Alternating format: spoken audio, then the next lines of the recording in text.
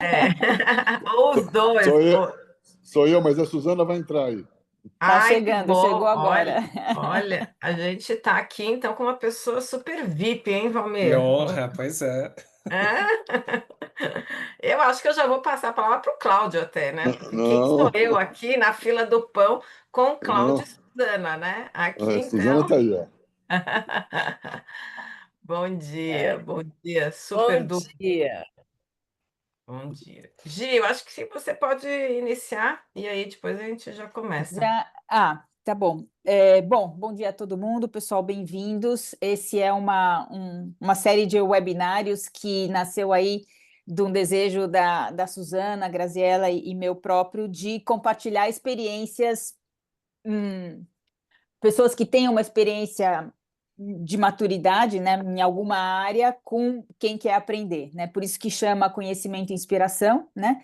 É organizado pelo Catalyst Now, que é um movimento global de empreendedores sociais. Vocês não necessariamente fazem parte do movimento, mas vocês podem se inscrever, né? Então depois eu vou colocar aqui no chat o link para quem tiver interesse de conhecer mais e se inscrever. E hoje, então, abrindo, agradecendo todo mundo e pedindo então para a Graziella, nem vou falar nada, ela vai falar e vai introduzir aí o Valmir, mas é um momento muito especial e eu sou muito grata, né,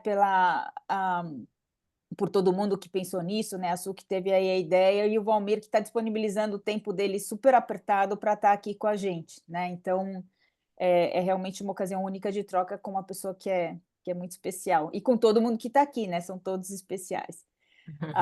Muito obrigada e Grazi, contigo. Joia. Bom, então, bom dia a todos e a todas. Eu estava brincando com o Valmer que só um empreendedor como ele aceita um webinar às 8:30 da manhã, né? Assim, porque a gente falou, a gente tem que caçar o Valmir logo cedo, porque se a gente deixa para a noite, ele vai estar provavelmente empreendendo alguma outra coisa. Então, a gente falou, deixa eu pegar logo cedo e agradecer nesse horário. Essa é uma iniciativa do Catalyst, e a ideia é que pudesse acessar outros países particularmente lusófonos, né? Mas aqui a gente está focando na gravação também, né? No sentido de depois disponibilizar, sabendo que esse horário, às vezes, aqui a gente tem uma certa restrição das pessoas poderem participar. Mas aqui, tendo esse público, a gente já está com um público assim super VIP, né? Que a gente possa aprender bastante, né, com este geógrafo, né, que assim, e a gente foi, na hora que a gente foi pensando nas várias pessoas que poderiam estar conosco, que a gente fala, puxa, quem realmente está empreendendo e que tem essa possibilidade de compartilhar o seu conhecimento, né, empreendendo no campo socioambiental, o seu nome era unânime, Valmir, assim, porque a gente via Obrigado. que era uma pessoa que não só empreendia, a gente tem vários empreendedores, né, que de fato têm iniciativa super bacana, mas o que sempre nos chamou a atenção é que ao você se deparar com algum desafio, alguma adversidade, ao invés de ficar no chororô, você já cria uma iniciativa para dar conta deste desafio e dessa problemática, né? E por isso a gente até brincou que era um empreendedor em série, né? Que assim, que você teve essa possibilidade de atuar os vários setores, né? Começando particularmente assim, atuando no setor público e vendo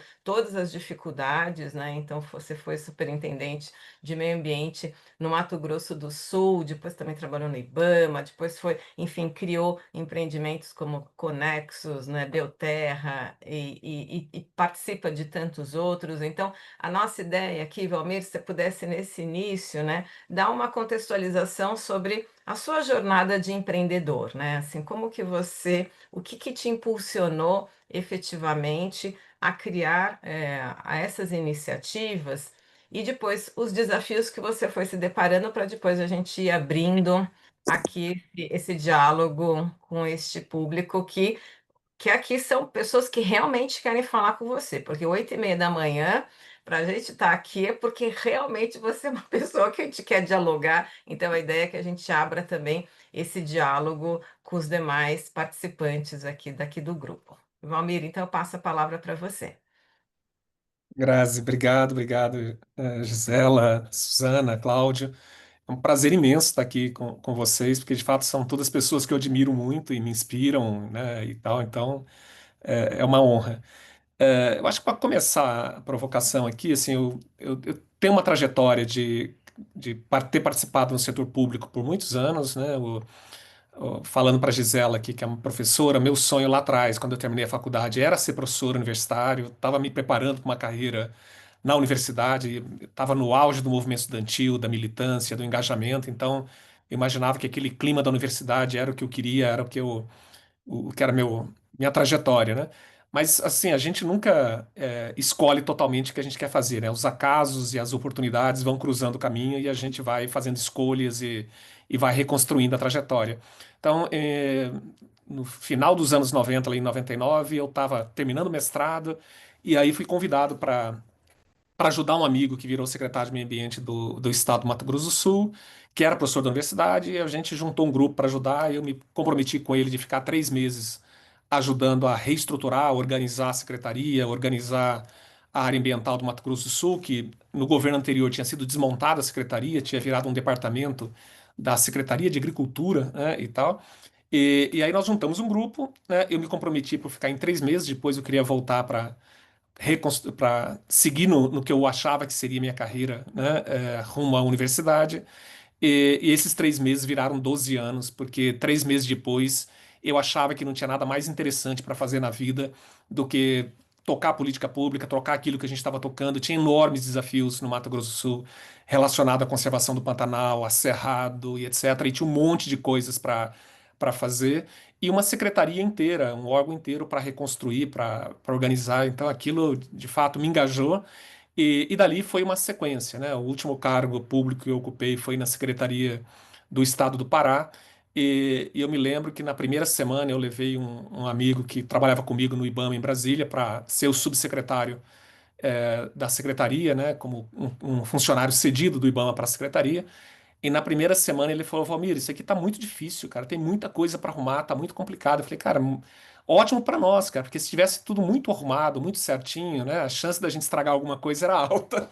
Mas como tem muito para fazer, a gente tem muita oportunidade para explorar, para desenvolver, para construir. Então, por algum motivo, eu acho que como a Gisela provocou ali na introdução, acho que essa oportunidade de rearrumar, ou reorganizar, ou buscar novas formas de olhar os problemas e os desafios, de alguma forma é sempre o que me motiva, né? Saindo, e nesse período que eu fiquei no governo, especialmente no governo federal e no governo do Pará, a gente viveu no Brasil o auge do primeiro grande enfrentamento de uma forma mais estruturada do combate ao desmatamento da Amazônia, né? Foi no período que a gente construiu no governo federal o PPCDAM, que é o Plano de Prevenção e Combate ao Desmatamento da Amazônia. Foi nesse período, né, entre 2003, 2004, 2005, que se construiu o DETER, o PRODES, ou pelo menos se deu uma estrutura, né, de regularidade desses sistemas para que, de fato, virasse um sistema de alerta de desmatamento com alguma eficácia para que a gente pudesse agir sobre o crime ambiental e permitir e conseguir, né, buscar alcançar a redução do desmatamento. E quando eu pude participar do Estado do Pará, eu tive a oportunidade de, como secretário de Meio Ambiente do Pará, de estar no fronte dessa discussão, né? Porque em Brasília, é óbvio, você está na adrenalina de buscar a solução para esses problemas, especialmente naquele momento, o combate ao desmatamento da Amazônia, a criação das unidades de conservação, né? A diretoria que eu dirigi no IBAMA era especialmente a diretoria de áreas protegidas, né? A diretoria de ecossistemas. E foi um período que a gente teve uma onda de criação de unidades de conservação muito intensa, né? Só no governo federal foram mais de 30 milhões de hectares em áreas protegidas criados durante aquele período. Então, assim, a gente tinha uma agenda muito intensa, muito agitada, mas quando eu estive no Pará, eu acho que me deu um senso de chão, de realidade muito mais forte, né? Porque de Brasília você não sente o calor dos conflitos, né? Você não sente a dimensão humana, né?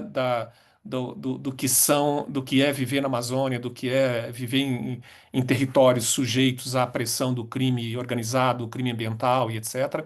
E ao mesmo tempo buscar a solução, né, para viver bem, para construir comunidades, para construir alternativa produtiva. Então, de um lado, a gente tinha e tem muitos problemas ligados a desmatamento e degradação ambiental na Amazônia, mas, por outro lado, tem uma imensidão de pessoas, de lideranças, de organizações sociais, de movimentos sociais criando, buscando caminho, buscando solução, criando redes, organizando alternativas, né? E estar naqueles anos no Pará me deu essa oportunidade de vivenciar de perto, né, essa dimensão do quão grande é o esforço, né, da sociedade civil, dos governos locais e etc., em buscar alternativas e construir soluções e enfrentar esses dilemas que nós temos na sociedade de ainda estar olhando com diferentes perspectivas para o nosso desenvolvimento, né, ao passo que a gente tem, né, um amplo espectro da sociedade olhando para uma trajetória de desenvolvimento sustentável, né, de criar caminhos que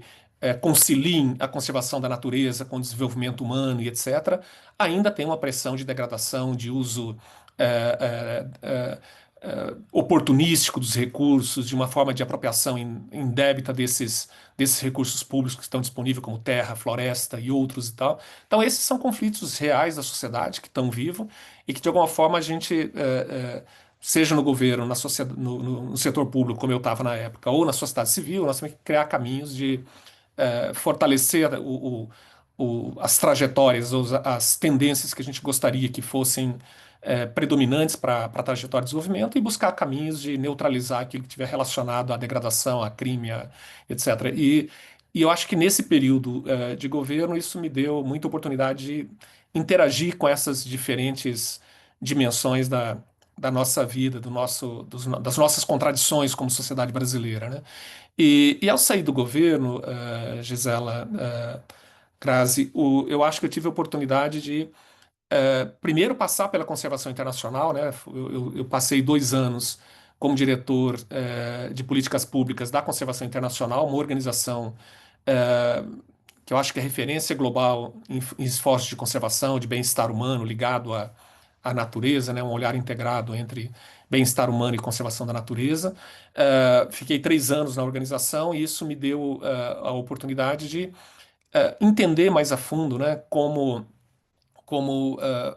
a sociedade civil pode ter um protagonismo forte a partir de suas organizações, a partir de instrumentos criados coletivamente para enfrentar problemas que são da sociedade como um todo, que são. Tal. E saindo da conservação, eu vim para Curitiba, onde eu moro hoje. Na época foi uma necessidade familiar da gente estar próximo dos pais da minha esposa, né, por questões de saúde. Mas isso também me deu a oportunidade de aí sim, digamos, começar a empreender, né? Ou seja, ao sair da conservação, eu decidi não me ligar a uma outra organização imediatamente, mas criar uma empresa de consultoria. Naqueles momentos, naqueles períodos, nos períodos que eu estive no governo e mesmo na conservação internacional, a gente pôde criar muito relacionamento com uma imensidão de organizações, de organismos multilaterais, e eu achei que, como consultor, eu poderia dar uma contribuição para essa rede de organizações com quais a gente tinha relacionamento, para colocar à disposição aquilo que eu tinha aprendido no governo e aquilo que eu tinha rapidamente na conservação me exposto aos desafios que as organizações sociais, que as organizações ambientais enfrentam. E quando a gente está numa organização ambiental, diferente do governo, né, são dois tipos de organizações, né, uma ONG ou um órgão público que tem tempos muito diferentes, né? Quando você está num cargo público, no geral, você tende a ter uma visão de longo prazo, sobretudo a partir de funcionários públicos que têm uma carreira, né, eh, estruturada, assim, a gente tenta pensar soluções de mais longo prazo e, portanto, às vezes, essa é uma acusação, às vezes indevida, mas tem a sua dinâmica, né, de que as soluções a partir do setor público são mais demoradas, são mais lentas, os processos para se construir a viabilidade dessas soluções são mais longos e com um processo negocial muito mais intenso, mas, por outro lado, tem um potencial de criar soluções que universalizam o impacto, né, para determinados problemas gigante, né? Dificilmente a gente consegue, a partir de uma organização social, gerar um impacto na escala que você consegue, às vezes, a partir de um cargo público, a partir de uma função pública, de uma política pública que seja relevante, seja em escala. Agora, os processos negociais de construção dessas soluções são em tempos muito diferentes. Numa organização social, no geral, a gente tem uma agilidade, uma capacidade de testar, de validar, de desenvolver, de inovar muito mais rápida, muito mais dinâmica, numa interação, né, com o problema vivo muito mais dinâmico. Só que, por outro lado, a gente tem o dilema da escala. É muito mais difícil, a partir de uma organização isolada, ou mesmo de uma rede de organização, ter a escala ou universalizar soluções na escala do setor público consegue. Não à toa, é muito comum nas organizações sociais a gente inovar, criar soluções, desenvolver ideias, que o principal alvo, né, de recepção dessas ideias é o setor público, né? São políticas públicas, são e tal, ou em alguns casos o setor privado, no sentido de influenciar soluções de mercado, influenciar soluções que vão aí sim ter uma escala muito mais ampla e muito mais abrangente.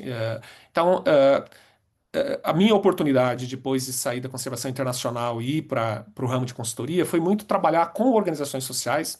100% dos meus clientes, né, eram ONGs, organizações sociais, especialmente da Amazônia. E durante aqueles 5 anos ali iniciais, eu tive muito focado em trabalhar com essas organizações em duas frentes, né? Uma era, com essa cabeça de ter passado tanto tempo em governo, ajudar as organizações a entender como criar um diálogo que fosse mais produtivo para, de fato, influenciar políticas públicas, construir programas públicos nessa relação organizações sociais e governo, criar um diálogo com os governos com os quais essas organizações se relacionavam, para ajudar a entender e criar uma dinâmica mais produtiva, né, de absorver e de se alimentar dessas inovações que o setor social e socioambiental produz. Então, foram alguns anos de trabalho nessa linha, e foi a partir desse trabalho, né, olhando os dilemas que a gente enfrentava nas organizações sociais, especialmente na Amazônia, e os dilemas que a gente estava olhando do ponto de vista do financiamento filantrópico no Brasil, das oportunidades que estavam se abrindo, foi naquele momento ali para localizar os anos aqui, entre 2014, 15, 16, que o Fundo Amazônia, né, alimentado, gerido pelo BNDES, estava ganhando escala, estava naquele período desembolsando algumas centenas de milhões de recursos para projetos que criassem alternativas sustentáveis para a Amazônia, reduzissem as tendências de desmatamento e tal, que a gente começou a discutir junto ao BNDES, junto ao Fundo Vale, né, que naquele momento também tinha uma atuação muito relevante, né? Tava uma atuação crescente e relevante na Amazônia, junto ao Banco Interamericano, a partir do Fundo de Investimento Multilaterais, junto a outras organizações que investiam e buscavam soluções, especialmente para a Amazônia, mas também para Cerrado, para Caatinga, para outros biomas.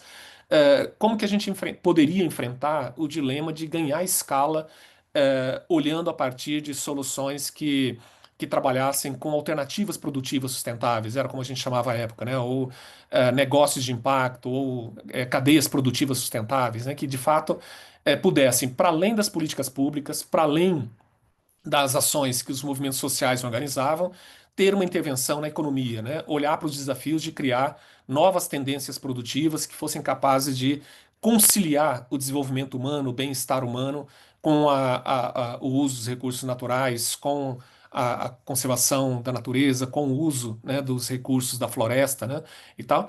E foi a partir desse momento que a gente percebeu, e em trabalho com essas organizações, que o dinheiro filantrópico, os fundos filantrópicos, né, incluindo o próprio Fundo Amazônia, mas vários outros, estavam cumprindo um papel ultra relevante em alimentar e fortalecer organizações que estavam buscando soluções. Mas quando a gente olhava para o lado produtivo, para o lado que tentava conciliar produção e natureza, produção e bem-estar humano, o grande dilema era que o recurso filantrópico era insuficiente ou não era capaz de sozinho fazer a transformação que eram necessárias para criar, de fato, cadeias sustentáveis, negócios de impacto escaláveis, capazes de transformar a realidade de algumas cadeias. E nós começamos um trabalho à época discutindo muito fortemente como conciliar diferentes tipos de capitais, né? Ou seja, não apenas os recursos ligados à natureza, à capacidade humana, e etc., mas, sobretudo, quando a gente olhasse para capital financeiro, para recursos financeiros, né, o papel do capital filantrópico, o papel do capital catalítico, que alavanca e destrava novos recursos, e o capital financeiro, bancário, de investimento, do mercado financeiro, das empresas, das companhias, como combinar esses diferentes capitais e dar escalas e soluções que fossem transformadoras para biomas, para cadeias produtivas, para territórios, para regiões. Dessa discussão, dessa provocação, a gente começou a construir em 2016, 2017 uma iniciativa junto com o BNDES, com o Fundo Vale e com o BID, que era de tentar criar esses diferentes tipos de capital. E desse trabalho, né, que era uma consultoria, que era um processo de buscar soluções para um problema que era muito vivo, que era de ampliar a escala, ampliar o poder transformador desses recursos filantrópicos disponíveis, a gente acabou chegando na ideia de criar a Conexus, que foi, digamos, a organização que a gente criou em 2018, que de alguma forma é fruto desse mega brainstorm coletivo, dessa mega chuva de ideias coletivas que nós fizemos ao longo de 2016, 17, 2015. Foram mais de 60 organizações que a gente reuniu em workshops, em eventos, para pensar esse desafio, né, de como combinar diferentes recursos, diferentes tipos de capitais financeiros para criar soluções que fossem mais escaláveis.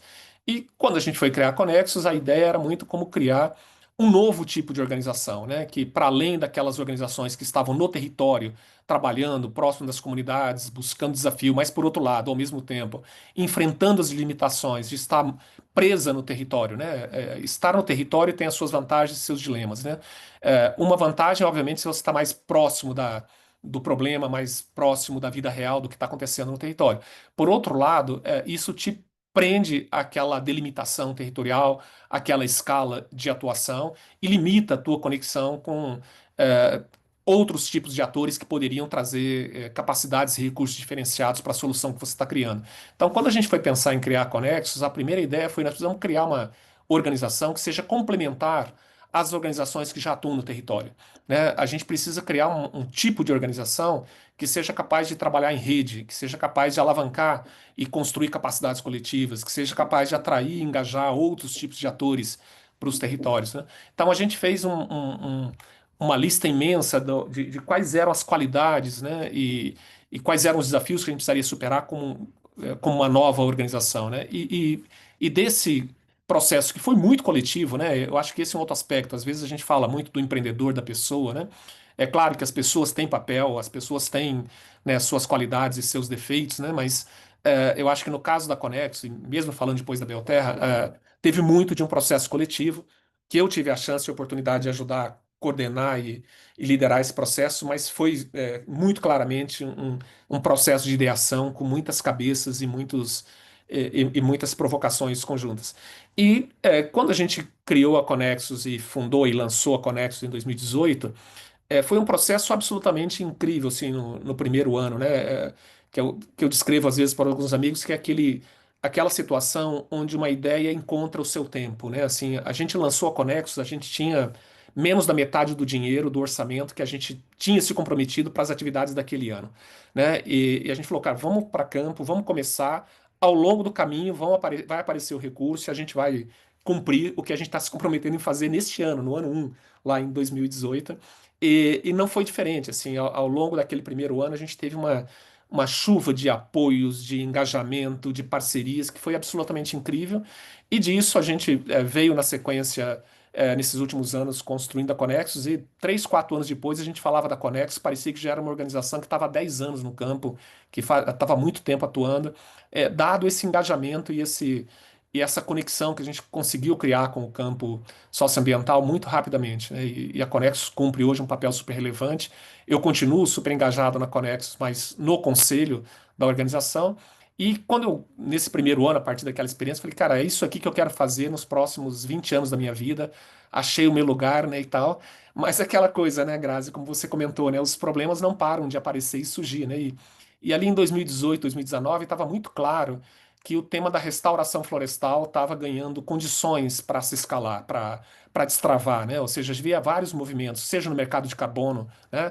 Finalmente ganhando uma outra escala e uma outra dimensão, né? Em termos de mercado, de volume, de preços e, portanto, criando de fato a oportunidade de alavancar novos negócios a partir do mercado de crédito de carbono, mas também, por outro lado, a gente tinha vários movimentos olhando para os desafios ligados à restauração da floresta, pela importância da biodiversidade, pela importância da geração de renda para comunidades e tal.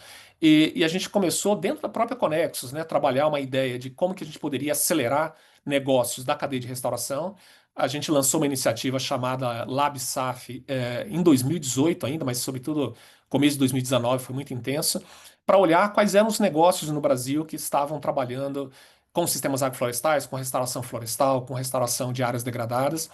E a minha percepção à época, sobretudo olhando para sistemas agroflorestais, que já para mim já estava muito claro naquele momento que era o jeito de restaurar a floresta que melhor combinava impacto social com impacto ambiental. Restauração ecológica é absolutamente necessário, é óbvio, né? A gente tem uma necessidade brutal de restaurar alguns milhões de hectares no Brasil com restauração ecológica, mas restauração ecológica tem um peso de impacto ambiental muito maior do que o impacto social, embora, né, trabalhos como o IP faz ali no Paranapanema, aqui em São Paulo, são exemplares em termos de combinar restauração ecológica, impacto ambiental e impacto social. Mas sistemas agroflorestais, né, para mim isso era muito vivo, tinha uma potência muito grande em combinar e alavancar esses dois impactos de forma muito transformadora, né? E a gente foi buscar no Brasil quais eram os negócios, quais eram as iniciativas que tinham chance de crescer e que, na minha cabeça, à época, a gente poderia apoiar pela Conexus com que esses negócios se desenvolvessem. E o que a gente percebeu é que tinha muito empreendedor, muita gente trabalhando com sistemas agroflorestais, tem um movimento gigante no Brasil de jovens, né, os chamados neo-rurais, voltando para o campo, experimentando fazer negócios ligados à agrofloresta e etc. Mas muitos desses jovens estão vivendo isso como uma transformação pessoal, né? Estão largando carreira no meio corporativo porque já não aguentavam mais aquele ambiente e querem ter uma vida mais conectada à natureza. São pessoas que não querem liderar um novo negócio grande, gigante, que dependa de alavancar capital no mercado financeiro, voltar a viver aqueles dilemas de uma vida corporativa. É muito mais pessoas que estão se reconectando à natureza, buscando uma reconexão. E, portanto, é super importante, super relevante, mas não estava sinalizando a criação de uma nova camada de negócios que fossem ofertar soluções em milhões de hectares. E aí, desse processo, surgiu a oportunidade de, em conexão, de novo, com vários outros parceiros, de idear a criação de um negócio. E aí nasce a Belterra, né, em 2019, a partir de um desafio de uma consultoria que eu estava realizando para o Fundo Vale, para ajudar a Vale a construir uma meta voluntária de restauração florestal. A gente ajudou a desenhar o conceito de fazer isso, tentando combinar o máximo possível de impacto social com impacto ambiental, com transformação no território. E o modelo foi aprovado, e da aprovação do modelo veio o desafio: olha, agora que vocês ajudaram a desenvolver o modelo, provem que ele funcione e vamos fazer um primeiro contrato para vocês realizarem uma prova de conceito. E dessa prova de conceito de 1.000 hectares, nasce a Belterra como uma empresa que hoje é o que eu estou muito fortemente dedicado, de fato criar um modelo de negócio que combine trabalho direto com comunidades, especialmente pequenos e médios agricultores, na implantação de sistemas agroflorestais que restaurem terras degradadas, né, especialmente pastagens degradadas, pastagens de baixa produtividade, combinando geração de renda com restauração de uma paisagem que ganhe funcionalidade ecológica na paisagem. E é isso que a gente tem feito nos últimos 5 anos, né? E um pouco aqui para encerrar essa primeira longa fala, né, Grazi, de novo, quando a gente começou a trabalhar com a Belterra, logo ficou claro que tinha alguns desafios que a gente não ia resolver com a Belterra, né? Ou seja, o modelo de negócio que a gente conseguiu até agora desenvolver com a Belterra, eu acho que ele é muito poderoso para trabalhar com pequenos agricultores, com médios agricultores, inclusive com grandes agricultores, é óbvio, né? Mas ele tem uma limitação, como ele é um modelo comercial, é um negócio, né? A gente está captando recursos no mercado financeiro para investir, é um dinheiro caro para investir, né? A gente tem que pagar essa taxa de retorno para o investidor. Esse tipo de modelo de negócio não é o mais adequado para trabalhar com comunidades indígenas, com comunidades quilombolas, com comunidades que têm áreas coletivas, assentamentos coletivos e tal. Mas essa era uma área que a gente tinha um forte desejo de impactar e de atuar, né? Mas claramente a gente não conseguiu achar até hoje um modelo de negócio que fosse como negócio escalável para transformar essas áreas. E aí a gente resolveu, então, putz, então a gente precisa criar um braço da Belterra que seja um braço que, enquanto a gente não acha um modelo adequado do ponto de vista de negócio de impacto para transformar, para trabalhar com essas comunidades, vamos incubar, vamos desenvolver, vamos criar um espaço de inovação que a gente possa testar, validar e trabalhar. E nós criamos a partir daí o Instituto Belterra. Então, o Instituto Belterra trabalha hoje basicamente fazendo coisas parecidas com o que a Belterra faz, mas com públicos de alta vulnerabilidade, né? Territórios indígenas, quilombolas, assentamentos coletivos, reservas extrativistas e tal. E a gente teve a oportunidade, sobretudo nesses últimos 2 anos, de crescer muito fortemente no Instituto. A gente está com projetos bem relevantes na Amazônia, na Caatinga e tal. E a gente olha para o Instituto como esse braço de inovação, de incubação, que combinados, né, instituto e empresa, a gente pode ter um espectro mais amplo de geração de impacto e de transformação. Mas ainda não era o suficiente, porque as áreas que a gente está transformando na Belterra são áreas de pecuária, pecuária de baixíssima produtividade, né? A pecuária ocupa um quarto do país, né? São 200 milhões de hectares ocupadas por uma pecuária, no geral, de baixíssima produtividade. Na Amazônia, são 60 milhões de hectares ocupadas pela pecuária, 99% dos produtores rurais familiares têm alguma área de pecuária na sua propriedade. Uma grande maioria deles são 100% dependentes da renda da pecuária e uma renda baixa, com pouca chance de transformar, em muitos casos, né? Pouca chance de transformar a vida dessas pessoas. E, portanto, não fazia sentido a gente não olhar para a pecuária como uma atividade que a gente precisaria mexer. E a minha ideia era fazer isso pela Belterra. Vamos fazer com a Belterra. Mas logo ficou claro que para os investidores que a gente trabalhava, que já estavam investindo na Belterra, com quais a gente estava discutindo estrutura de investimento, trabalhar com agrofloresta, com floresta, era uma coisa muito óbvia, muito clara e é 100% positiva, né? Todo mundo acha bonito, transformador, trabalhar com agrofloresta e tal. Colocar boi nisso, né? Colocar a pecuária é o inimigo, pecuária é o vilão, né? Para aí, você vai trabalhar agora com boi, com pecuária, né? Em algum momento a pecuária vai desaparecer, o planeta está virando vegano, né? Para que gastar tempo com isso? A gente falou, não, mas pode até ser que o planeta mude, que as pessoas mudem brutalmente a sua dieta, e eu acho que isso vai acontecer nos próximos 30, 40 anos. O problema é que a gente tem uma janela de 20 anos para resolver a crise climática, no máximo, quer dizer, a gente já está 20 anos atrasada nesse trabalho, né? Portanto, nós precisamos enfrentar o dilema da pecuária no Brasil, do uso da terra de uma forma geral, mas a pecuária é o principal problema no uso da terra no Brasil, nos próximos 10, 15, 20 anos. Nós não temos 40 anos para enfrentar esse problema, né? E aí o que a gente resolveu, então, foi para não criar confusão, né, entre misturar agrofloresta, né, com pecuária, a gente criou uma outra empresa, chama Rio Capim. Então, uma empresa nova, nascente. Essa sim, a gente está indo muito devagar, estamos testando, estamos modelando uma empresa para trabalhar exclusivamente com pequeno agricultor familiar, com agricultor familiares que enfrentam esse dilema de uma pecuária de baixa produtividade, uma pecuária que não gera renda suficiente para transformar a vida das pessoas, mas que, com uma intensificação mínima dessa pecuária, com manejo mais adequado, com a inclusão de árvores no sistema, né, transformando em sistema silvopastoril, e com melhor conexão com o mercado para valorizar esse produto, a gente pode gerar uma renda brutal. Só para dar um exemplo pontual e encerrar aqui, hoje um produtor de pecuária na Amazônia, que tem meia cabeça, uma cabeça de boi por hectare, tem uma renda média de 100 a 200 reais por hectare ano, né? Então, imaginar que a gente destrói 1 hectare de floresta para gerar 100 reais por hectare ano é mais do que um crime ambiental, é um crime econômico, né? A gente tem obrigação de fazer muito melhor com essas terras que a gente já desmatou, né? Ao longo das últimas décadas, séculos. Então, com o modelo que a gente tem desenvolvido com a Rio Capim, no modelo de integração com pequenos agricultores, a expectativa nossa, a gente vai fechar o primeiro ciclo agora em novembro deste ano, é gerar entre 2.500 a 2.700 reais de renda líquida para o produtor.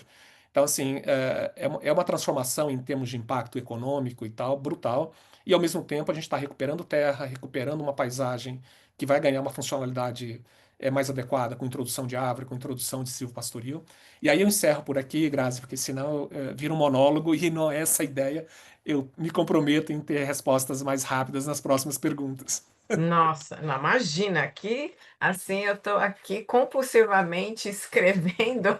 Isso, assim, eu falei, o Valmir, assim, é uma aula viva aqui, né? Assim, como a gente tem, e realmente é inacreditável, assim, a tua capacidade de realmente identificar determinados tipos de adversidade e transformar isso em solução, né? Assim, e te parabenizo, e não é por acaso, para aqueles que não saibam, né? O Valmir ganhou o prêmio de empreendedor social da Fundação Schwab.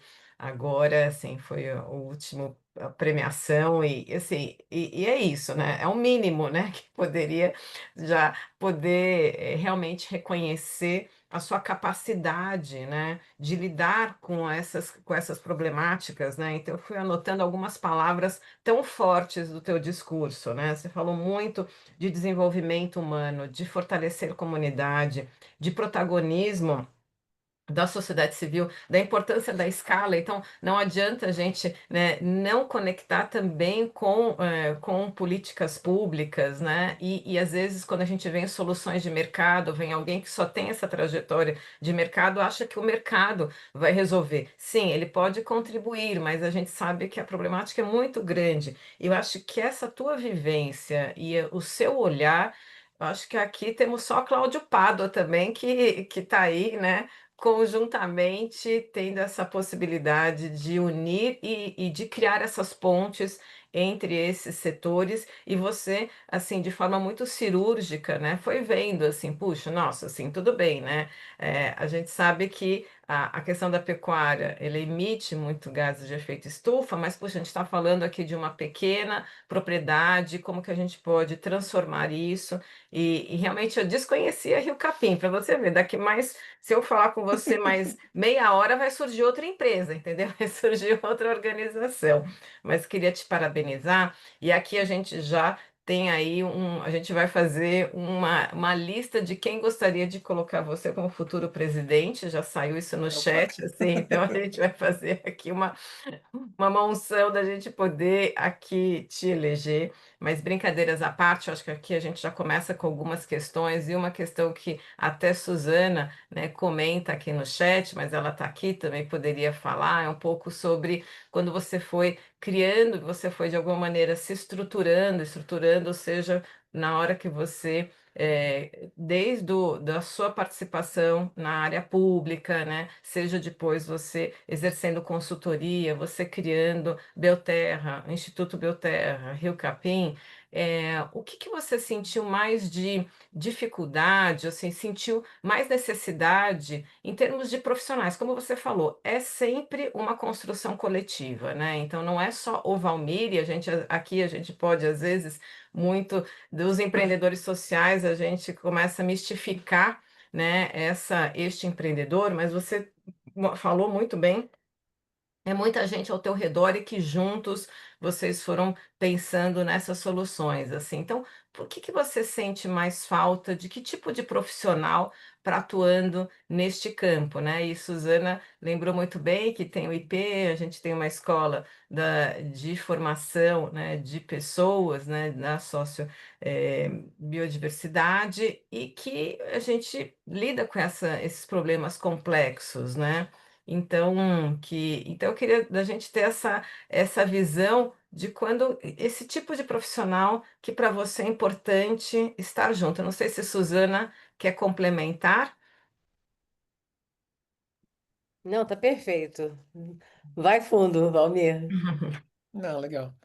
Eu acho que você já citou a chave da resposta na tua fala, Grazi, que a gente precisa cada vez mais de profissionais, sobretudo quando a gente olha para empresas como a Belterra, ou organizações como Conexos e outras tal, profissionais que sejam capazes de lidar com problemas complexos, né, com soluções sistêmicas, né, esse é um grande dilema, né, porque a nossa formação universitária ao longo dos últimos séculos, né, a gente foi criando disciplinas cada vez mais especializadas, né, e na minha geração, sobretudo, né, a gente era levado na universidade sobretudo geografia, que foi o curso que eu fiz, é um curso hiper amplo, né? Que você tem desde olhar uma geografia física mais focada né, num campo, a geografia humana. Dentro da geografia humana você tem um leque imenso de oportunidades para onde dirigir a tua formação.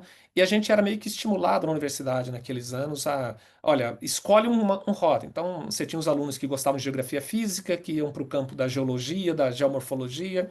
Você tinha o campo da geografia humana, e alguns mais para um segmento para outro. E hoje eu acho que para esse tipo de desafio que a gente enfrenta, a gente precisa desse profissional com uma visão mais integrada, com uma visão mais sistêmica e tal. Então, eu tenho tido o privilégio nos últimos anos de sempre ser convidado pelo Cláudio, pela Suzano, de participar de algumas aulas da ESCAS, né, ali como provocação para fazer um diálogo com os alunos, e eu acho que a ESCAS já faz isso, né, o IP já faz isso muito bem ali a partir da escola, de criar esse ambiente, você está lá muito presente nisso também, Grazi, de criar esse ambiente de pensar problemas complexos, buscando soluções complexas, né, e desafiando os alunos e tal. Eu acho que a gente tem que provocar para que a universidade brasileira cada vez mais olhe para isso. Então, falando das dificuldades que a gente tem na Belterra, um é esse, é de buscar profissionais que tenham mais do que essa habilidade, porque a gente pode ajudar a desenvolver isso, mas é essa flexibilidade, né? É essa abertura para olhar para além da especialidade da sua formação mais dirigida para um campo, como que ele explora outros campos. No caso de agrofloresta, isso é muito típico, né? Então a gente tem um dilema grande aqui de tentar combinar na Belterra profissionais que estejam acostumados e têm uma trajetória para trabalhar com um número grande de funcionários. Então a gente tem hoje um pouco mais de 400 funcionários. Nós temos frente de campo que tem mais de 100 funcionários. Então, arrumar um profissional capaz de liderar uma equipe que tem mais de 100 pessoas engajadas em campo, em operação de chão, com máquinas, com implementos, é uma operação bruta. Mas, por outro lado, esse profissional tem que ter habilidade de entender que o que a gente está plantando é uma floresta, não é uma monocultura. Vai ter um monte de espécies combinadas, vai ter um monte de espécies que cumprem funções específicas dentro desse sistema. E quando a gente vai no mercado buscar esse profissional, o profissional que tem a habilidade de trabalhar com um grupo grande de funcionários, de liderar equipes grandes, no geral vem de uma monocultura, né? Da laranja, da soja, da cana de açúcar e etc. Tal. E migrar para esse campo da agrofloresta é uma transformação mental, às vezes difícil para alguns, né? Por outro lado, profissionais que têm boa experiência em agrofloresta, no geral, trabalhou meio que sozinho, com equipes muito pequenas e tal, tem o dilema de aprender a lidar a grandes equipes e tal. Então, eu diria que formação desse profissional de gestão, desse profissional de gerenciamento, desse profissional que vai liderar esse tipo de empresa orientada para impacto, orientada para transformação, precisa combinar esses dois desafios, né? O desafio de lidar com problemas complexos, mas desenvolver as capacidades para lidar com os desafios de campo, com pessoas, com equipes e tal. Então, acho que criar processos formativos para essa camada de profissional de gestão, de gerenciamento desse tipo de empresa, de impacto e tal, é um mega desafio. A gente tem tentado fazer isso dentro da Belterra, tentado buscar parceiros, mas eu diria que em termos de formação profissional, esse nível médio é o maior desafio. Lá na ponta, o profissional de campo, esse é mais simples, porque a gente está aí mexendo com chão, com terra, né? As operações são muito parecidas entre um tipo de cultura e outro, você se adapta mais facilmente. Mas o modelo mental do negócio, né? O modelo mental de gerenciar um negócio como esse, que está na mão dos gerentes, dos coordenadores, dos supervisores, aí o desafio é um pouco maior, né? Não é fácil mesmo. A gente conversando assim com empreendedores de negócios, assim, sempre esse dilema, assim, porque encontrar a pessoa híbrida, né? Porque os Exato. negócios de impacto, né? Ele é uma organização híbrida, né? Que vincula geração de valor socioambiental e geração de valor econômico. E às vezes você tem pessoas com cabeça mais de geração de valor econômico, outras de valor socioambiental. Então tá, hoje ainda é mais difícil você ter pessoas como você, né, Valmir, que conseguem ter esse olhar híbrido. E alguns falam, olha, às vezes é mais fácil a gente poder despertar o valor socioambiental em quem está vendo o mercado do que você despertar essa necessidade de geração de valor econômico para quem de fato trabalha, que vem sempre da sociedade civil. Então não é fácil a combinação que nem você falou, Exato. e aí a gente tem organizações como a ESCAS que então vai, de alguma maneira, né, sensibilizar para essas duas dimensões. Aqui a gente já começa a ter outras questões, né? Não sei se a Fernanda ela quer ela mesma comentar, mas ela tem aqui uma pergunta, uma curiosidade sobre a Rio Capim. Fernanda, você quer você mesmo? Assim, aí a gente vai variando a voz aqui para o pessoal não ficar só acostumado com a minha voz. E aí você pode se apresentar também. Bom dia, pessoal. Tudo bem? Eu sou Fernanda Meister. Eu sou consultora na área de sistemas alimentares e eu tenho uma experiência com agropecuária regenerativa. Então, eu fiquei muito curiosa para entender como que você estruturou, esse modelo de parceria com os produtores rurais das pequenas propriedades, porque eu sei que quando a gente propõe uma utilização maior, né, uma ocupação maior da terra, é contraintuitivo. Então, eu queria Exato. entender qual é o modelo que vocês estão se inspirando para propor essa nova dinâmica, né? Ótimo, Fernanda. E, e você fala ali na pergunta aqui no chat sobre como ofertar assistência técnica, capacitação de produtores e tal.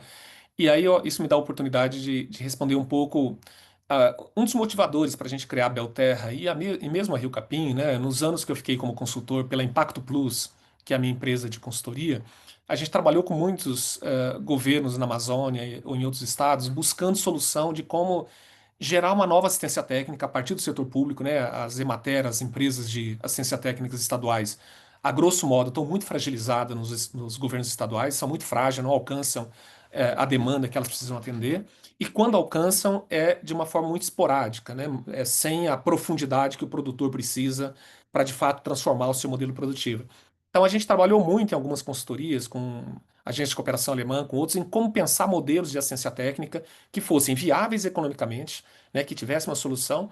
E, para ser bem honesto, a gente falhou nessa busca de modelos, porque o dilema, assim, é quem paga a conta, né? O produtor, obviamente, sobretudo pequeno, médio produtor, não tem capacidade de pagamento dessa assistência técnica. O setor público, no geral, é um dilema imenso buscar recursos públicos para financiar essa agenda, né? E mesmo quando consegue, você consegue, às vezes, porque tem um governador, um secretário um pouco mais forte, mas 2, 3 anos, muda o governo, essa agenda cai novamente. Então, pelo setor público, é muito difícil conseguir, sobretudo nesses anos todos aí últimos de restrição fiscal, criar modelos de assistência técnica mais escaláveis.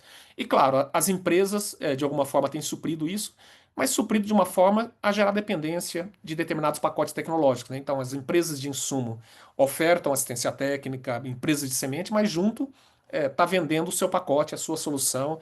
Então, não necessariamente olhando a partir do interesse do produtor, da necessidade do produtor, mas muito mais como uma estratégia de venda, de promoção de produto. Então, a gente ficou pensando muito em como criar um modelo de assistência técnica, de formação e de capacidades que se pagasse. E a solução que a gente achou, tanto na Belterra quanto na Rio Capim, é o único jeito de pagar essa conta é por dentro do negócio. Então, nós temos que gerar uma solução econômica que gere uma renda suficiente para engajar o produtor, para que ele sinta o benefício imediato desse processo. Não dá para a gente prometer para ele daqui 10 anos você vai melhorar a tua vida, daqui 15 anos você vai melhorar a tua vida. Não, você tem que perceber a mudança agora para conseguir o engajamento desses produtores, né? E ao mesmo tempo que nessa trajetória de parceria entre a empresa e o produtor pudesse receber o conteúdo e a capacitação necessária para mudar o seu modelo produtivo e, ao mesmo tempo, em muitos casos, como as nossas parcerias no geral são longas, a gente faz contrato de 10 anos, de 15 anos, de 20 anos. Na maioria dos nossos casos, o que a gente está percebendo é que a gente faz um contrato com os pais, mas os pais estão mirando os filhos, né? Ou seja, a gente faz um contrato de 15, 20 anos com pais de 65, 70, 75 anos. Esses pais, na verdade, estão olhando a sucessão, né? Como que eu preparo minha propriedade para que meus filhos assumam. E aí, indo direto a Rio Capim, o que que a gente foi olhar? A gente foi olhar primeiro pequenos agricultores. 90% desses agricultores pequenos na pecuária estão na etapa da cria, que é a primeira fase da pecuária, criar e desmamar o bezerro. É a etapa mais trabalhosa, é a etapa de maior risco produtivo, que a gente brinca, é a única fase da pecuária que o boi morre, né? Porque nos primeiros dias, né, de nascimento. É, é, e, e na prática é o que dá menos margem, né? Sobretudo para o pequeno agricultor que tem menos margem negocial. E aí a primeira mudança que a gente fez, vamos pensar num reposicionamento do pequeno agricultor na fase da pecuária. Então a gente desenhou um modelo de integração entre a empresa e o produtor. Nesse sentido, a gente dá uma solução para a cria, a gente produz bezerro ou compra esse bezerro de produtores credenciados que produzirem em áreas livres de desmatamento, etc. E num processo de integração com o produtor, a gente ajuda o produtor a reformar o pasto, a fazer divisão de piquete, a fazer uma pastagem rotacionária. Então a gente não está trabalhando com sistemas ultradensos, com sistemas que exigem uma capacidade do produtor mais sofisticada. A gente está trabalhando com o básico, né? Pasto rotacionado, divisão de piquete, alimentação e água dentro do piquete, né? Para a gente tirar o boi da beira do rio, da mata ciliar e etc. E um manejo que a gente, no caso da Amazônia, a gente hoje está fazendo basicamente isso no estado do Pará, que a gente adequa essa produção da pecuária à dinâmica de chuvas e seca da região.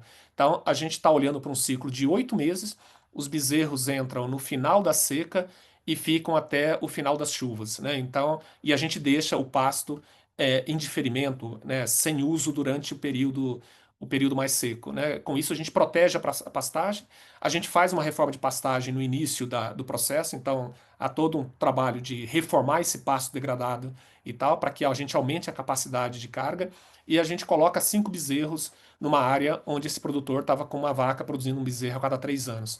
Então, a gente faz um processo de intensificação produtiva, né, mas dentro daquilo que a gente acha que esse produtor é capaz de assimilar rapidamente. Claro, com todo o acompanhamento, assistência técnica, capacitação que a gente faz.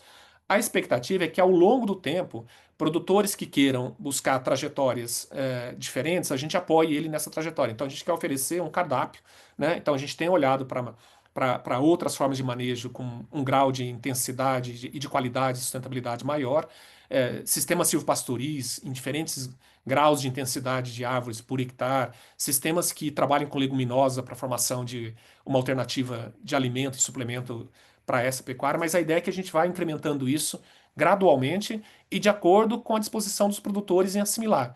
O básico, né, digamos assim, como a gente brinca, né, o arroz com feijão foi sair de meia cabeça de boi por hectare para 5 cabeças por hectare. Né? Com isso, numa área muito menor da propriedade, ele consegue ter uma renda muito maior e a gente está oferecendo Belterra e Rio Capim junto. Então, produtores que conseguem reduzir a sua área de pecuária, colocar a sua expectativa de renda na pecuária numa área muito menor, libera a terra para a gente fazer sistemas agroflorestais com a Belterra, aí baseado em cacau, baseado em açaí, e esse produtor passa a ter uma outra fonte de renda, não apenas a pecuária, mas também a agrofloresta. Então a ideia é que a gente leve essas soluções combinadas, mas o que a gente está fazendo hoje na pecuária é basicamente o arroz com feijão, as boas práticas que Embrapa e outros atores já recomendam há décadas, mas a ideia, como você já sinaliza aqui, tem muita inovação acontecendo nesse campo, tem muita gente experimentando coisas muito interessantes. A gente quer gradativamente, de acordo com o interesse dos produtores, ir avançando nessa trajetória. Legal. Então, aqui já tem uma Gi também, né? Que ela, a gente também ficou muito curiosa, assim, porque como foram várias organizações, em algumas você passou para o conselho, né? Outras assim. Então, a Gi, não sei se ela mesmo quer falar, mas assim, eu acho que uma curiosidade natural, e a gente tem aqui muitos empreendedores, empreendedoras, né, que já estão há muitos anos nas suas próprias organizações, e aí ela tem aquela dificuldade, ou pelo menos o desafio de como que é essa saída, né? Saída, talvez, entre aspas, mas assim, como que você tem tido essa possibilidade, que a gente sabe que o dia só tem 24 horas, embora o teu Exato. parece que tem 40 horas, né, Valmir? Mas assim, Sim. e não é regiões assim tão pertinhos assim, né? Então, um pouco dessa tua experiência enquanto gestor, né, assim, e criador dessas organizações e essa passagem de bastão, se você pudesse daí algumas do seu próprio processo de aprendizado ao longo do tempo. Não sei, Gi, Legal. se você quer complementar? É, é, é isso mesmo, pode responder, Valmir. Eu tenho 1 milhão de perguntas, então vamos Legal. nessa e aí. Não, Gisela, assim, numa palavra, Grazi, para ser bem honesto, é doloroso, né? Porque quando a gente criou a Conexo, assim, eu tinha certeza que eu queria fazer aquilo pro resto da minha vida. Então, no ano seguinte, você ter que largar, sair. Claro, não é uma saída completa, né? Eu não quebrei laços com a Conexo, mas eu saí do dia a dia da gestão, né? Eu era o diretor executivo da organização, né? Um ano depois eu transferi a diretoria, né? A Karina Pimenta assumiu. A Karina foi cofundadora, a gente co-construiu esse processo muito próximos. E a Karina assumiu a diretoria e fez um trabalho brilhante na sequência, talvez melhor do que eu seria capaz de fazer, mas foi muito doloroso, né? Porque eu estava hiper engajado, apaixonado, achando que aquilo era a coisa mais incrível que eu podia fazer na vida.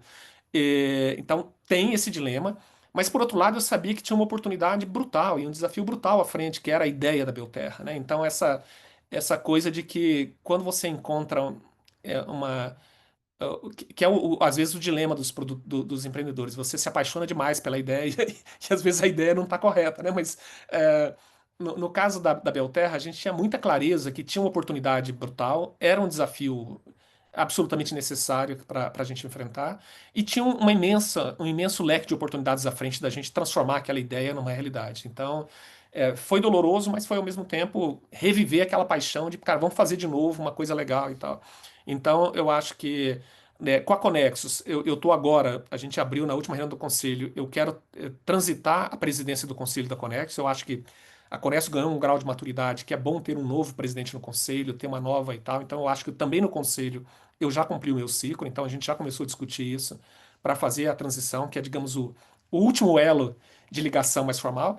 E eu brinquei com a Fabiola, que é a nova diretora da Conexus, falei, Fabiola, eu quero sair do conselho da Conexus para não ter conflito de interesse da gente trabalhar mais junto Belterra e Conexus, porque aí eu estando fora do conselho, né, a gente pode botar Conexus e Belterra, Instituto Belterra e Rio Capim para trabalhar muito mais próximo, porque a gente vai evitar alguns riscos de conflito de interesse e tal. Então, de novo, não é abandonar totalmente, mas é criar outras formas de conexão e relacionamento para que juntos a gente cresça, né, e tal. Na Belterra, a gente também já está construindo a minha sucessão, né, porque obviamente, eu acho que eu estou tendo um papel relevante na construção da empresa e tal, mas o tamanho da operação que a Belterra está ficando, a gente deve chegar no final do ano que vem com algo próximo a 800 funcionários. Os contratos que a gente está hoje finalizando, né, com novos investimentos, a Belterra deve chegar em 3 anos a próximo a 1.500 funcionários, né, espalhado em no mínimo 3 estados do Brasil, né. É uma operação de gestão, de gerenciamento absolutamente brutal, né, que a gente já vive hoje e que vai ser crescente nos próximos anos. O perfil de um CEO da Belterra é um perfil que traga outras habilidades com as quais eu não tenho, né, e tal. Então, também na Belterra, a gente já está desenhando junto com os nossos investidores essa sucessão. Então, eu devo passar para o conselho em breve, e a gente vai trazer um novo CEO para a Belterra. A gente está já contratando um novo time para a área de operações, contratamos um diretor de operações novo, então a gente está fortalecendo a estrutura de gestão da empresa, porque também na Belterra eu preciso transitar para que a Belterra possa crescer e possa ganhar escala, né? Então, eu acho que o papel do empreendedor é esse, né? É entender até onde o papel dele vai e até onde ele é uma limitação, né? Para que a organização continue crescendo, né? Então, esse é muito difícil a gente se olhar no espelho e falar, bem, até aqui eu ajudei, mas daqui para frente eu posso atrapalhar. Porque as habilidades que a organização precisa, né, para dar o próximo salto de crescimento, eu não tenho, né? E não vou conseguir a essa altura da minha vida desenvolver essas habilidades no prazo, né, em que a organização precisa, né? Porque tudo bem, eu poderia organizar em 5 anos, né, voltar para uma escola executiva e etc. Tal, mas a Belterra precisa desses desafios para o ano que vem, para agora, né? Não é para daqui 5 anos, né? Então, eu acho que essa é a parte dolorosa da vida de um empreendedor, é de saber olhar no espelho, enxergar suas limitações e ser capaz, né, de encarar o desafio dessas transições, né? Então, numa palavra, é doloroso, mas ao mesmo tempo é aquela dor que te rejuvenesce no sentido, cara, eu venci mais uma transição, né? Tem novos desafios a enfrentar pela frente.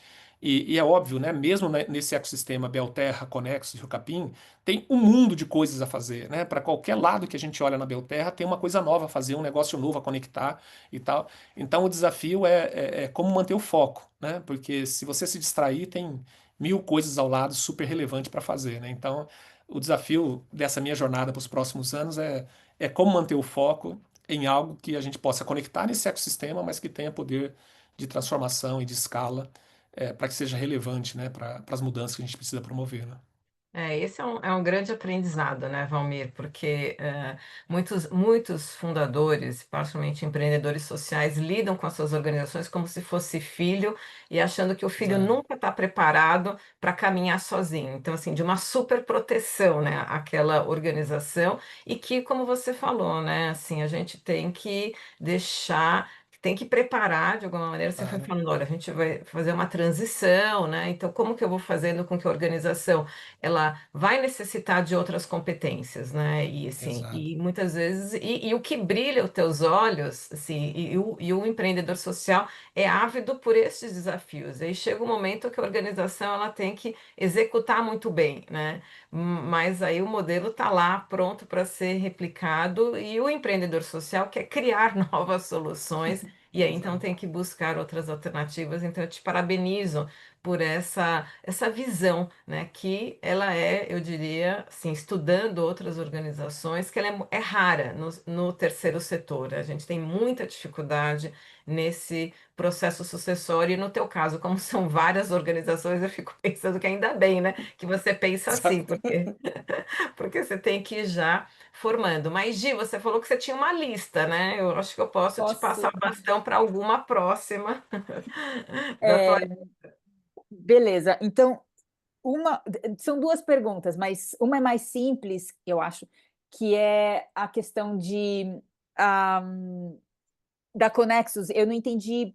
hum, Eu não entendi se ela é uma organização social não lucrativa ou se ela é um negócio social como os outros, porque parece que a tua trajetória está mais para o negócio social, então você consegue abrir um pequeno parênteses só para explicar isso.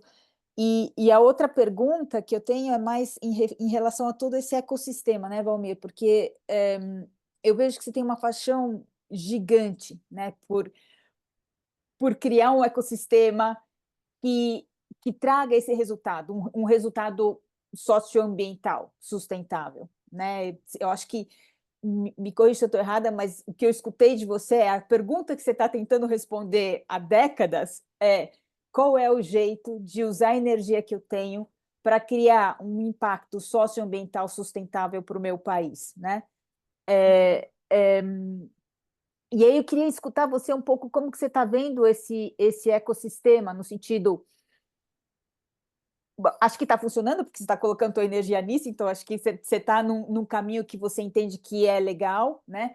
Mas assim, a ideia é você continuar criando empresas, apesar de que elas são gigantes e estão já entregando muita coisa, ou o que mais, talvez, com alianças, que tipo de alianças poderiam favorecer isso? Porque tem uma hora que a gente não. O braço é o que a Graziela falou, são 24 horas o dia, o seu tem 48, mas ainda assim é um número limitado de horas, Sim, né? sim. E o desafio certamente é muito maior. Então, são um pouco essas duas questões. Obrigada. Legal, Gisela.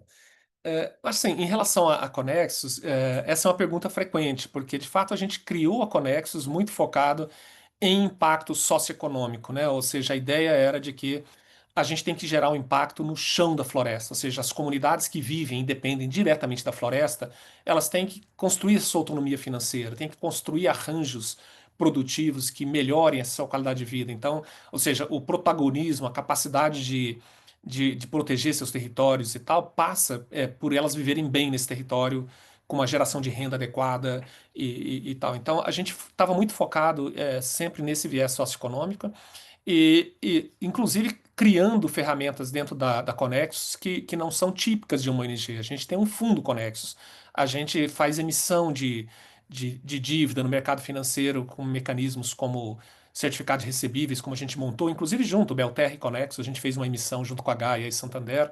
A gente tem olhado para instrumentos de mercado financeiro de alavancar e captar fundos para financiar negócios comunitários, cooperativas, associações. Então, a Conexus tem muito esse olhar de inovação financeira e tal. Então, às vezes, é muito comum as pessoas olharem e falar, pô, mas é uma empresa ou é uma organização social 100% sem fins lucrativos, mesmo o fundo Conexus que a gente havia criado é um fundo que é 100% propriedade da Conexus, então todo eventual lucro ou remuneração volta para financiar os projetos. A gente tem reestruturado isso internamente e tal, mas é uma organização social, né? Eu acho que o que às vezes cria essa, até na forma que eu apresento, é porque de fato a gente tem muito esse foco no econômico, no transformação das organizações socioprodutivas, como a gente chama, né? Cooperativas, associações de produtores, empresas coletivas de produtores e tal, startups e outras, né? Então é um pouco esse o desafio. Belterra, Rio Capim são empresas que têm seus desafios próprios. Em relação ao ecossistema, ou a esse desafio, né, e tal, é, eu diria assim, que é um pouco assim. Eu sinto que eu estou vivendo uma trajetória de aprendizado, como todos nós, né? A gente está a vida inteira aprendendo, né, e tal. E cada jornada que a gente vive, como essas, né? O que foi Belterra, o que foi Rio Capim, o que foi Conexus, tal, a impressão que eu dou é que te abre novos desafios. Ele não afunila, né? Ele abre a boca do funil. É como se a gente estivesse num funil invertido, né? Então a gente não caminha para uma ponta onde você começa a enxergar uma solução única, salvadora, redentora de todos os problemas que a gente tem, né? Na verdade, a cada novo desafio, a impressão que dá é que abre um leque novo na frente, que uma outra dimensão desse desafio se apresenta, né, e tal. Então, assim, eu acho que para resumir o que me engaja e tal nesses últimos anos, sobretudo olhando o Conexo, Belterra e o Capim, eu diria que, embora sejam coisas aparentemente muito diferentes, atuando em campos com públicos e com soluções diferentes, eu diria que as três organizações olham para o mesmo problema, né, para o mesmo desafio, que é o uso da terra no Brasil, né, a forma como a gente usa esse recurso valioso, e terra aqui no sentido amplo, né, terra, natureza, biodiversidade, água, né, e tal, ou seja, como a gente usa o nosso espaço de uma forma tão ineficiente ou tão degradadora, tão predatória, ao passo que a gente podia transformar isso para um uso transformador, um uso regenerativo, um uso que permitisse tal. E quando a gente olha para os desafios que a gente tem como sociedade, desafios globais, eu diria que entre os muitos desafios que a gente tem, dois deles são os que mais mobilizam. Um é o desafio das mudanças climáticas, né? Como a gente olha para o futuro e constrói soluções climáticas que sejam capazes de tal. E no caso do Brasil, o nosso desafio climático passa pelo uso da terra, né? 75% das nossas emissões estão relacionadas ao uso da terra. Então, se a gente quer criar uma agenda de transformação, né, para transformar o Brasil num país de economia de emissões neutras ou positivas, e etc. Tal, de fato a gente tem que enfrentar o uso da terra. Então, acaba que todas essas soluções que a gente está olhando, né, a Conexus mais pelo uso dos recursos, o uso sustentável da floresta, a Belterra mais pela restauração, são todas elas olhando o desafio do uso da terra. E eu acho que, em termos de ecossistema, a sensação que eu tenho é que isso está crescendo muito fortemente, né? E olhando para aquela boca do funil, né? A impressão que eu tenho é assim, onde que na próxima jornada eu posso ser mais útil, né? Ou as relações e essa comunidade que a gente tem, que conecta tantas pessoas, com tantas capacidades, pode promover uma mudança mais forte. E eu diria que o nosso grande desafio hoje é como que a gente acelera esse processo, ou seja, isso que a gente está fazendo aqui com Belterra, com Rio Capim, que um monte de outros empreendedores estão fazendo com soluções diferentes ou similares, como que a gente dá o outro passo? O outro passo é como criar um ambiente que seja mais favorável para que esses negócios sobrevivam e cresçam, né? O que falta, né, no nosso ecossistema, no Brasil, na América Latina, no sul global, para que negócios como esse cresçam mais facilmente? Como criar novos mecanismos de conexão entre a filantropia e o mercado de investimento privado para que a gente consiga maior escala e conexão, né? Tem um monte de iniciativas olhando para esse campo, tem um monte de pessoas dedicadas a isso e tal, né? Como que a gente acelera isso? E eu diria que, olhando para esse futuro, coisas que envolvam, né, digamos, é, criação de ambiente que acelerem, né, o desenvolvimento de novos negócios, novas ideias, que desenvolvam conexões que sejam alavancadoras, de transformações, como essas, é o que talvez me motive. Então, sei lá, algo mais parecido com uma venture builder no futuro, com negócios que estejam ligados à criação de novos negócios, à alavancagem de novas soluções, são coisas que eu acho que são desafiadoras. Inclusive a partir do que a gente já está fazendo, né? A própria Belterra hoje a gente está incubando um monte de outros negócios. Negócios que nasceram para prestar serviço para a Belterra, agora a gente está incubando um negócio desse para virar um concorrente da Belterra. Não porque a gente acha que a gente é bonzinho, que quer e tal, porque a gente acha que não existe concorrente no nosso negócio. O nosso desafio é tão gigantesco em termos de milhões de hectares que se a gente tivesse 1.000 Belterras, ainda assim faltariam braços, né? Então a gente está ajudando a incubar dentro da Belterra empresas que vão no futuro ser concorrentes da Belterra, né? E tal. Então, a gente está olhando para um monte de frentes dessas, né? Onde a gente pode, dentro da própria Belterra, né, da Rio Capim, incubar novos negócios e transformar. E eu acho que tem muita gente fazendo isso no ecossistema como um todo, né? E eu tenho buscado me conectar, e eu acho que é isso um pouco que me move nessa próxima, né, nesses próximos anos, conectar com esse ecossistema ainda mais e ver como que a gente cria um ambiente, né, para além, né, da motivação e do engajamento de empreendedores individuais ou de empreendedores em grupo, mas um ambiente que favoreça esse processo empreendedor, esse processo inovador, né? Nossa, joia. Eu vou, depois, antes de passar a palavra para a Suzana, aqui a gente, dentro desse nosso esforço, né, de incluir, né, outros países, eu acho que tem uma questão aqui que foi feita pelo Ananias, não sei se ele quer também se apresentar, né, um pouco de pensar como que você pode, se vocês pensam em extrapolar as fronteiras do Brasil, né, se vocês pensam em levar essa experiência para outros países. Eu não sei se o Ananias consegue falar ele próprio, né? Então ele é de Angola.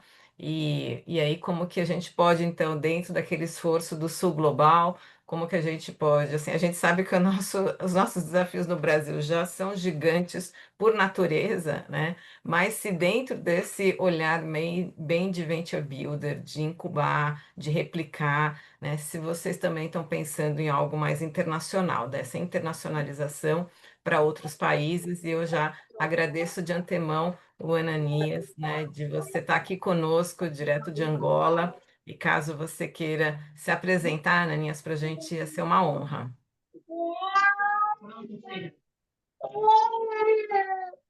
Caso seja possível, né? A gente sabe que tem todos os desafios, mas Eu vou passar, Ananinha, se você quiser falar, pode dizer. Muito boa tarde, cá em Angola é tarde. É um prazer estar ligado a esta conexão universal, né? Situação da lusofonia, somos membros do Catalyst, estamos aqui por este convite. Quando recebi o convite, fiquei muito feliz por poder participar aí na língua em que eu entendo, né? Desta conferência. Agradecer aos leitores, tem aqui bem os nomes, Conexo, a moderadora e todos os participantes. Eu sou Ananias Narciso Cacinda, sou de Angola, vivo na nova província, no âmbito da nova divisão político-administrativa. Antes do ano, agora, Icolibengo, onde eu falo, e sou mentor do projeto Novo Horizonte, que tem um foco nos Objetivos de Desenvolvimento Sustentável 4 e 3, né? Que é a inclusão educativa de grupos vulneráveis, crianças em situação de risco e vulnerabilidade. É um projeto que já existe há mais de 4 anos, desde 2021, e atendemos cerca de 500 crianças que não tinham direito à educação e nós acolhemos elas no nosso projeto voluntário. Dentro então, quando está-se a falar daqui de gestão de projetos e sustentabilidade, é algo que me interessa bastante, né? É uma temática que eu sou apaixonado por isso. Então, fiquei, de fato, emocionado em poder participar. Então, a questão que eu coloquei foi aquela, né, no grupo, como é que podem replicar para Angola essas experiências que vocês têm? Vocês são, de fato, pioneiros em sustentabilidade, em engajamento comunitário, mas queremos também, como dizíamos, beber um pouco de voz, né? Beber um pouco de voz, mais engajamento. Então, esse é o nosso apelo, né, a todos. Então, estamos abertos a qualquer colaboração que seja necessária. Yeah. Muito bom. Grazi, e Ananias, obrigado pela pergunta. A gente tem buscado, sobretudo agora, a partir desse último ano, no caso da Conexus, olhar para as oportunidades e para os desafios de ter uma atuação internacional.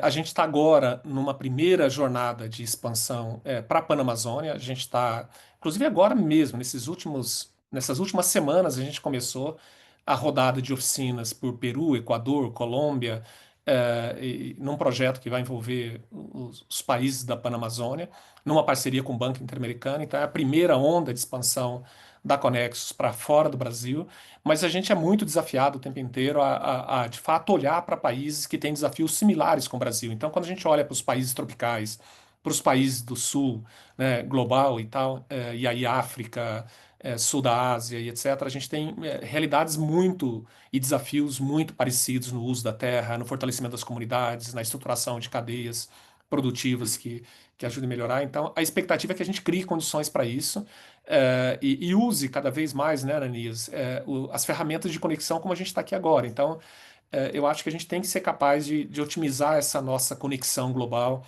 usando melhor as ferramentas de comunicação, olhando melhor as ferramentas que nos permite conectar remotamente, mas, para além disso, também está presente juntos, né? Então, como que a gente cria essa maior proximidade? Então, eu não sei se é logo, mas a gente quer muito se conectar e a gente está olhando muito para desafios em outros países e criando conexões. E da Belterra, da Belterra, da mesma forma, né? A gente na Belterra está olhando muito hoje para sistemas agroflorestais de cacau, que no Brasil é uma mega oportunidade. A gente é importador de cacau e a gente importa cacau da África. Então, tem uma oportunidade de desenvolver melhor essa cadeia aqui no Brasil, mas a África produz 75% do cacau do planeta. Então tem uma presença muito forte e tem enfrentado enormes desafios na produção do cacau, seja por novas doenças, por problemas climáticos, especialmente Gana e Costa do Marfim. Então a gente já tem conversado com parceiros de como que a gente também olha para esses países na África e cria uma conexão, porque a gente não quer que a cadeia do cacau se desenvolva no Brasil a ponto de fragilizar a produção na África. Muito pelo contrário, a gente gostaria muito de, a partir do que a gente pode aprender e desenvolver no Brasil, a gente ajude e troque experiência com países que são produtores dessa mesma cadeia produtiva na África. Então, a gente já tem conversado com alguns parceiros de como criar e fortalecer conexões que possam olhar para o cacau né, nos países africanos, e a gente possa criar uma troca né, uma troca de conhecimento, porque obviamente tem muito a gente aprender, né, tem muita coisa que e tal, mas certamente a gente tem oportunidades de, a partir das experiências aqui no Brasil, também ajudar a olhar outras alternativas e outros caminhos. Então, na Belterra também a gente tem olhado em como que a gente compartilha esse nosso aprendizado de fato, olhe para os desafios da cadeia do cacau e a cadeia do café, várias cadeias produtivas que a gente compartilha entre Brasil e África e que são cadeias que têm enormes problemas globais relacionados a mudanças climáticas, relacionadas às transformações que o planeta está vivendo, e nós vamos enfrentar isso juntos, né? Então, acho que essa certamente será um próximo passo no futuro, né? Que eu espero seja breve. Joia. Eu vou passar a palavra à Suzana, só lembrando a todos que estão aqui, a gente vai até às 10 horas, né, no máximo, mas de fato, toda a gravação vai ficar disponível. Suzana, Na verdade, Valmir, cada vez que eu te ouço, eu fico inspirada, sabe? Com esperança. Eu vi um estudo que foi feito agora, talvez você conheça, o Brasil, que o Brasil Su, quer. É um Suzana, acho estudo que muito falhou. recente que está sendo feito Suzana, para acho que a COP30. E fizeram uma pesquisa. Oi, gente, porque eu amanheci. É, eu, infelizmente, a minha conexão está muito ruim. Então, eu vou deixar rolar. Eu queria era parabenizar o Valmir, e eu acho que talvez eu tenha que fazê-lo em outra ocasião. Mas Não, melhorou a conexão agora no melhorou. melhorou final, agora. Suzana. Quer concluir a Continua. pergunta? Segue em frente, Grazi. Tá? A conexão melhorou agora, Su. Se você Ai, quiser fazer jura? essa, falhou quando Ai, você começou a falar do estudo. E assim, então, que pergunta você queria extrair, assim, alguma reflexão? ela tá Do estudo? oscilante porque eu tô usando o telefone, sabe? A conexão do telefone. Eu acho assim, que como tá, assim, eu acho que Então, talvez... é, Diga, Suzana. A Suzana acho que caiu, mas talvez a gente possa aproveitar um gancho da pergunta dela e a gente já indo se encaminhando aqui para os finalmente, assim, e é inevitável a gente falar de COP, né? E a gente poder aqui ver quais são as tuas expectativas em relação à COP. A gente teve até um webinar, o último, né? Foi falado sobre como que o Brasil pode estar assim atuando, e aí só resgatando agora a Suzana aqui, não sei se agora a tua conexão está melhor, Suzana. eu não sei, porque como eu estou usando o telefone, mas vocês estão ouvindo? Então, tem esse estudo que foi feito agora. Eu fico muito feliz que o Ananias está participando, porque essa foi a nossa intenção de fazer essa live tão cedo, viu, Ananias? Para nós cedo e para você, espero que esteja num horário confortável. Mas esse estudo é o Brasil que o Brasil quer, está sendo feito para a COP30 e trouxe a primeira coisa que o brasileiro se acha e quer é esperança. E para mim, ouvir você traz esperança, sabe? Por quê? Porque eu sinto uma generosidade muito rara, Valmir, sabe? Eu sei que eu estou provavelmente falando o que é óbvio, mas é que as pessoas, em geral, também não falam essas coisas. Sabe, você tem uma generosidade de compartilhar saberes, sabe? Isso que você falou de querer que tenham várias belterras, que tenham várias, todas essas que você fez. É um sentimento que eu sinto, que eu tenho muito forte. O que a gente quer é salvar o planeta e não salvar a nossa instituição, né? E as pessoas, em geral, o que eu sinto muito é que as pessoas ficam sempre protegendo as suas instituições e com medo de passar. Então, assim, por que eu estresso a ESCAS? Porque a ESCAS, a nossa escola, ela foi feita para a gente compartilhar conhecimento para que muitos cheguem lá. E se compartilhar, se competirem com a gente, ótimo, ótimo. E se ganharem, ótimo. Entende? Então eu queria te parabenizar de coração, porque você traz esperança de que pessoas assim possam existir. E eu quero você para presidente, sim. A gente já vamos eleger. O E que aí, você. Sabe o que que acontece? Ele junta as questões socioambientais, que são absolutamente fundamentais em países como os nossos. Já estou falando no plural, porque o Ananias também está aqui. Mas é assim, é uma riqueza que as pessoas têm que proteger, gente. É uma prioridade, é o planeta, né? E você junta o mundo, vamos dizer, de capital, né? E o mundo político, sabe? Numa pessoa só. Então, Valmir, parabéns, viu? Eu fico muito feliz de estar te ouvindo e me inspirando. E Valmeira, se eu vou passar a palavra, e como a gente já tem a limitação de tempo, né? Então acho que talvez você já possa fazer esse comentário em relação também a esse futuro, a expectativa Sim. em relação à COP. E com isso também a gente encerra, porque eu não quero ultrapassar o tempo que a gente havia combinado com você, que você pediu para que a gente encerrasse às 10. E é isso, né? Eu acho que é muito difícil um ambientalista, uma pessoa na área bem socioambiental conseguir dialogar com esse mundo capitalista, né, tão competitivo, tão egocêntrico, tão individualista, né, e construir pontes, né? Então, a gente, para salvar o planeta e o ser humano, a gente precisa construir essas pontes e você faz isso com brilhantismo, né? Então, muito obrigada pelos aprendizados e eu passo então a palavra para você, porque com isso a gente já encerra o nosso webinar. Muito obrigado, Grazi. E super feliz aqui, Suzana, e lisonjeado, né? Porque você e Cláudio são grandes inspirações para mim, sempre foram, desde que eu os conheci. Então, ouvir isso de você tem um valor absolutamente diferenciado. Então, muito obrigada. E eu acho que é isso. Assim, a gente tem, como sociedade, como ser humano, enormes desafios, né? A gente tem que criar capacidade de, em rede, ninguém é capaz de fazer sozinho, né? Em rede de fazer essas transformações, né? E eu acho que é um pouco disso que eu tenho buscado e me inspirado em pessoas como vocês que estão aqui, muitos de vocês que estão aqui, para que a gente construa isso. Eu acho que em relação à COP, em relação ao que está vivenciando, eu acho que é uma mega oportunidade para o Brasil. É uma mega oportunidade, inclusive, da gente enfrentar os nossos problemas. Então, fazer em Belém, que foi tão então, esse é o Brasil, nós somos Belém, né? Nós não somos outro país, nós não somos a Faria Lima, a gente não é a Quinta Avenida, a gente não é o Piccadilly Circle em Londres, a gente é o Brasil. Então, não temos que ter vergonha de mostrar que a gente tem os problemas de saneamento que a gente tem os problemas sociais que a gente tem. É esse o Brasil que a gente quer resolver.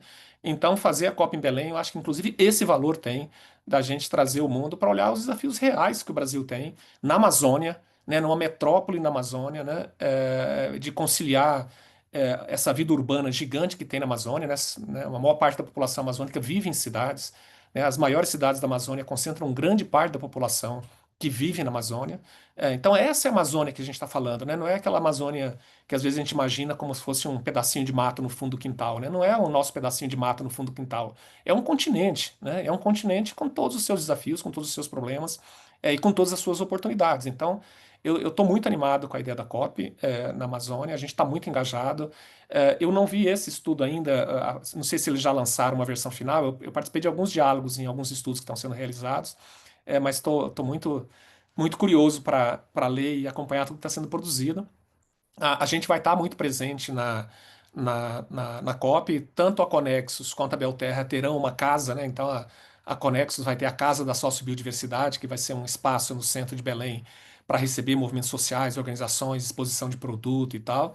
E nós vamos ter a Casa da Restauração da Belterra, que a gente, da mesma forma, vai receber amigos, fazer bate-papo, ser um espaço de acolhimento durante os dias corridos da COP, para a gente conversar sem ser num painel, né, ou num evento paralelo padrão COP.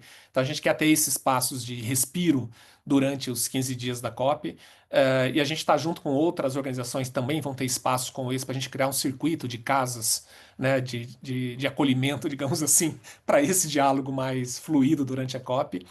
E a gente acha que para o Brasil e para a Amazônia é um mega momento, uma mega oportunidade da gente, de fato, dar uma vitrine para os nossos desafios, para as nossas oportunidades e dialogar com o planeta para juntos criar soluções para a transição climática que a gente precisa fazer. E eu acho que o Brasil não só realiza a COP que agora em dezembro, mas a gente mantém a presidência da COP até a próxima COP. Então a gente tem aqui Belém e tem um ano à frente, onde o Brasil tem uma posição privilegiada de construir a pauta da próxima COP, né, e eventualmente alguns objetivos que a gente não alcance nessa COP, que eu acho que a gente está num momento político muito ruim no planeta, né, muito adverso para a agenda climática, então não será uma COP fácil do ponto de vista negocial, mas eu acho que a gente pode acumular nessa COP e pautar alguns temas que não seriam pautados se fosse realizado num país desenvolvido da Europa, do norte global, que a gente pode pautar aqui no Brasil, e podemos levar para a próxima COP, né, para o ano que vem, um conjunto de pautas que ajudem a fortalecer esse campo. Então, para encerrar aqui a participação, Graça, queria muito, muito agradecer vocês, né, e Gisela, Suzana, Graziela, é um prazer estar sempre próximo de vocês e estarei sempre à disposição para qualquer convite, para qualquer bate-papo, é sempre um prazer imenso estar com vocês. Legal. Gi, você quer fechar em nome do Catalyst? E aqui depois tem Jaqueline, que quer mais contato com você para poder eventualmente até incubar a iniciativa dela. Então já está aí a Venture Builder já ainda já em ação. E Gi, você quer então finalizar? Só agradecer, foi um encontro incrível, né? Aí o Valmir já está deixando o e-mail O dele, e-mail, Ananias, Jaqueline, Fernanda, quem quiser entrar em contato, agradeço muito. Valmir, Catalyst está à disposição, você é super convidado a se juntar ao movimento, mas também é uma plataforma para expandir, para fazer novas conexões, né? E eu convido todo mundo que está aqui a fazer duas coisas: a divulgar a gravação que a gente vai depois compartilhar com vocês, e a quem tiver interesse se inscrever no movimento do Catalyst Now, que tá organizando essas coisas. E a ideia é isso, é catalisar, né? Eu transicionei da minha organização, estou agora como voluntária praticamente full-time aqui no Catalyst por acreditar nisso, que a gente tem que se ajudar a chegar mais rápido, né? E é exato. intersetorial, e são conexões, é isso aí. Então, muito feliz, tem super apropriado o tema. Obrigada, Grazi e Suzana, por ajudarem a organizar isso. E, Valmir, super obrigada pelo teu tempo aí, preciosíssimo. E a gente se encontra, acho que, nos próximos encontros. Maravilha. Obrigada. Obrigada. Tchau, Um tchau. Tchau, abraço. tchau. Tchau. Tchau, tchau.